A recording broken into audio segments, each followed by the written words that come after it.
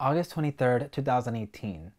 Donald G. Castleberry was murdered by plainclothes police officer Andrew Mitchell. Donald G. Castleberry was working the streets as a sex worker when Andrew Mitchell tried to pull her into his unmarked car, and she stabbed him in his hand. Because what would you do in a situation where like a stranger's trying to drag you into their freaking unmarked car, right? You're gonna fight, you know? You're gonna try to get out of the spot.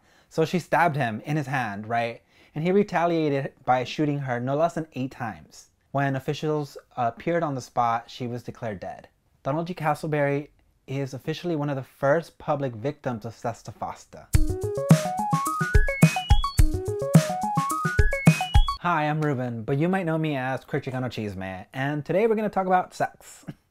Sex workers, right? And more specifically, how the state has been trying to hurt them with a bill called SESTA-FOSTA. For those of y'all who don't know what SESTA-FOSTA is, it was introduced as an anti-trafficking bill that was meant to target sites where people could sell sex. The first victim of this bill, right, even before it passed, was Backpage. It was the cheapest site where sex workers could sell their services. It was like you know how when you like gotta sell like your lawnmower because you got a new one, like you go on Craigslist. It was kind of like a Craigslist for sex workers in the plainest terms.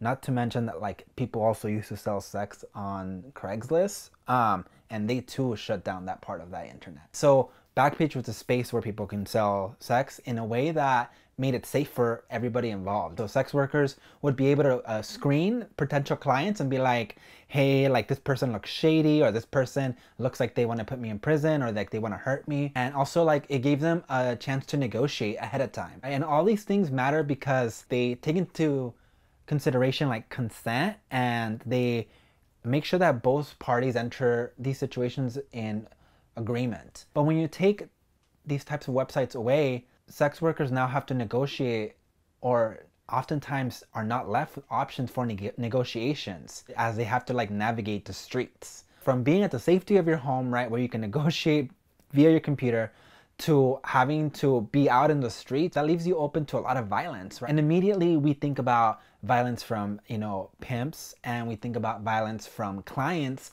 But one thing we always forget is violence from the police force and from the state, which is very, very real. SESTA-FOSTA might on the surface might seem like a good idea because human trafficking is a horrible thing.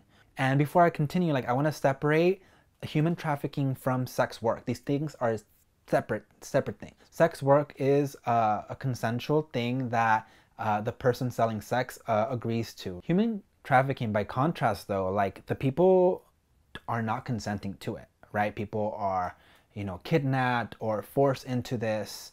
So obviously, human trafficking is horrible, and we should be doing everything in our power to fight that. And also, most importantly, fight the things that lead to trafficking, right? Such as homelessness, poverty, and systemic oppression. And that includes transphobia, racism, and other types of isms. Although SESTA-FOSTA claims to try to help human trafficking victims, it's actually hurting them. Previously, when a human trafficker put up the information for someone they were trafficking, authorities would cross-reference the lost and missing signs, right, and that database with the people being sold on sites like Backpage, and they would be like, okay, this person matches this person, so like we have to, you know, have an operation where we try to get that person out of being trafficked. So that's kind of how these sites also help find trafficking victims. So currently there's a bunch of orgs that advocate for survivors of human trafficking that are actually saying that this law is doing more harm than good, because now they don't have that resource anymore. Now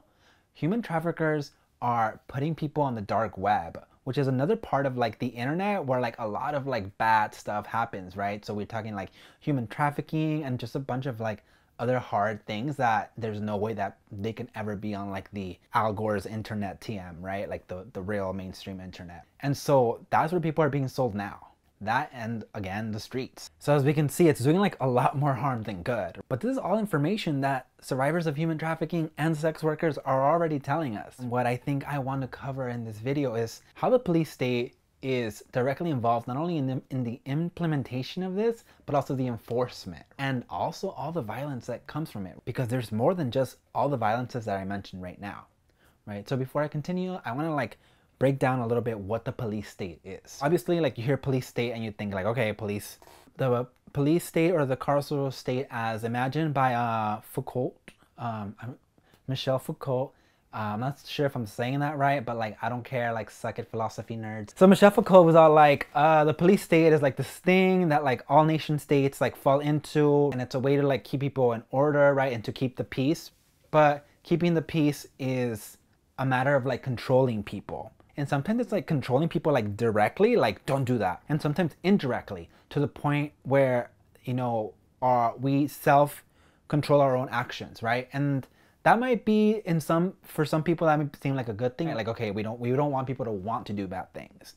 But the carceral state and the police state, what they propose is that these types of reservations only come because we expect that the government is like watching every move that we make. So part of that is like surveillance. And we already know that surveillance, like if you know, like me, grew up in like a hood, or like, you know, somewhere where it's more low income, right? A lot of times like the police is like, you know, not our friend. And that's because they are surveilling. They're surveilling us, not necessarily like to see who's like, you know, committing huge crimes, but to see who's committing like petty crimes or crimes that are not morally wrong. They're just illegal.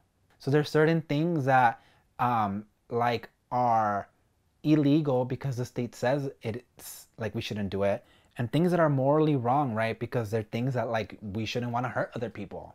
And so I want us to make that distinction so that we can better process this. Sex work isn't wrong, morally wrong. It's just illegal.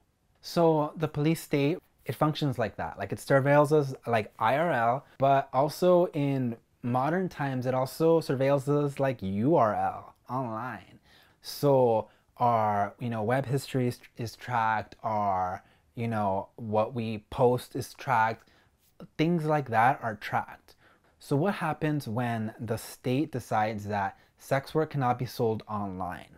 It means that, like, not only does it look for anything that might be related to sex work, but we also, like, as individuals and as like companies, we become really hypercritical of anything that would be on our normal pages or on our websites that might be sex work. Those things we like self-control, like whether we post about it or not, because we're afraid of getting like flagged, or worse, like persecuted. So already it's controlling how we engage the internet. Just recently, a lot of creators of ASMR were demonetized and actually removed from the internet because of the web presences that be, right, deciding that theirs was explicit content. Certain people who are like people like lingerie models were also removed or shadow banned, or they've had their reach shortened on sites like Patreon because theirs is considered explicit content. And so what the surveillance caused by the intersection of the police state and SESTA-FOSTA is that now, like, anything that might even be slightly considered sexual is bad, right? And it's something that doesn't belong on the internet. And so that translates into IRL because, right, we look at things like ASMR that aren't necessarily sexual, and people project a lot of things onto that. And the same thing happens in real life with, you know, people's bodies, especially those that are racialized or that are marginalized. Most specifically, women of color, even more specifically, trans women of color. Many trans women report being stopped by police because they are considered or seen as sex workers by the police. And many have reported to have been incarcerated, jailed for simply looking like a sex worker or having no proof to say that they aren't sex workers. So already people are being targeted just on like surveillance, right? Or just like assumptions. And so what happens when people are jailed or when they're being surveilled by police? A lot of the times they get assaulted by police officers. In at least 30 states, it's legal for police officers to have sex with someone they've arrested or an inmate. And that is not okay. Just because it's legal doesn't mean that it's right. This is an imbalance of power. Police officers have power over people who are imprisoned and people who are arrested. And people who are imprisoned and arrested don't really have, you know, the agency to consent in that point. It's even worse when we remember that vice squads, such as the one that Andrew Mitchell was part of, those vice units, they are allowed to have sex with sex workers undercover. Sex workers might not even know that they're having sex with a police officer, but it's happening. And that is a violation of consent, right? That's being dishonest with the reasons you're engaging in sex and the way in which folks enter sex, and that matters. Not only do oftentimes police officers sexually assault sex workers, especially those that they arrest, and not only sex workers, other detainees, and I say detainees because I also want to include women and other folks in detention centers, right? Because ICE is definitely implicated in all of this. Not only do they sexually assault, women and other folks in a lot of these other situations, they're also part of the problem with human trafficking. Just as recently as like May 2017, the Oakland Police Department settled a long-standing suit filed by a young woman who said that she had been trafficked by the Oakland Police Department for years. In their attempt to catch other human traffickers, they were trafficking an underage person.